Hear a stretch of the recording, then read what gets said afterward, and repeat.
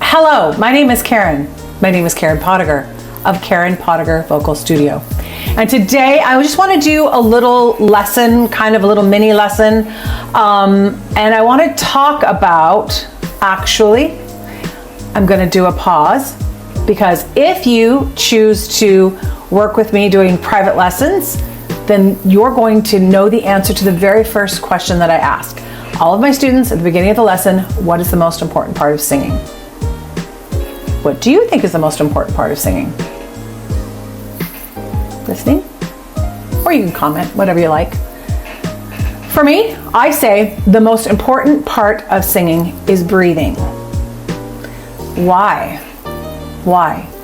Because if we don't learn how to breathe well, or to be an efficient breather, it makes it very, very difficult to accomplish a lot of our singing goals, like singing loud, or singing softly, or holding out a longer phrase, or crescendoing and decrescendoing. What does that mean? Singing something, it gets a little bit louder and then you bring it softer. Having vocal agility, all that kind of stuff comes from the real good breathing habits. And so I like to use this prop. This is a prop. So this is a syringe. Obviously, there is no needle, literally nor figuratively. And so I want to ask questions, and you can actually respond if you like, just verbally, or make a comment, whatever you like. So this syringe, if I take the syringe and I just pull down on the bottom of the syringe, what is happening inside the chamber here? What's happening when I pull down on the plunger? I am pulling air into this chamber. Now, if I was to put my finger on the top like this, I would liken it to if I was to go, ha, ha, ha. I want you to try that.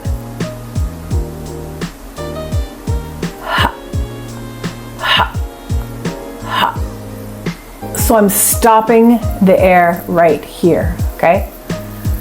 Now, once I've done that, if I start pushing on the plunger, and I'm pushing, but I've got my finger on the top, what's happening to the air inside of the chamber? It's being compressed. It's being compressed, which means that if I'm pushing on this and then I move my finger, that air is going to come rushing out with a lot of force, okay? So that's one analogy that I like to use. I have a second analogy that I like to use. A lot of people will describe things differently. It's like being in school, that a teacher might give an example and for you, it totally lands, you totally get it. But for somebody sitting next to you, they're like, I'm still not getting it. I'm not sure I understand what you're saying.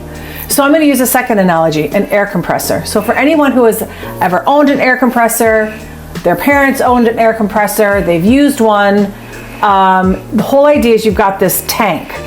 And when you hear, it fills up with air, and inside is what we call like a little bladder, like a rubber bladder. And so as soon as you hear it kick off, it clamps down and kind of compresses that air inside the tank.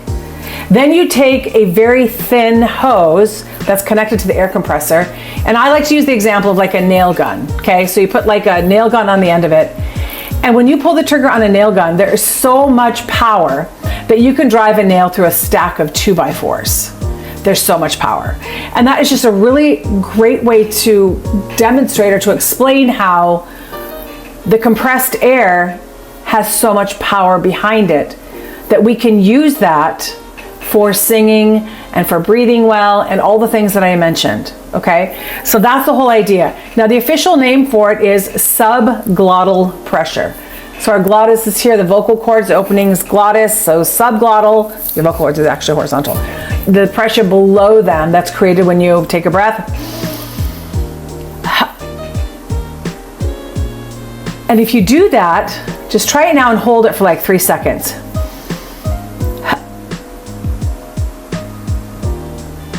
you can kind of feel that pressure build up, and that kind of is a good way to recognize that yes, you are creating compressed air or subglottal pressure, okay? So that's the mechanism. I like to explain getting a nice full breath of air so that you can sing, okay?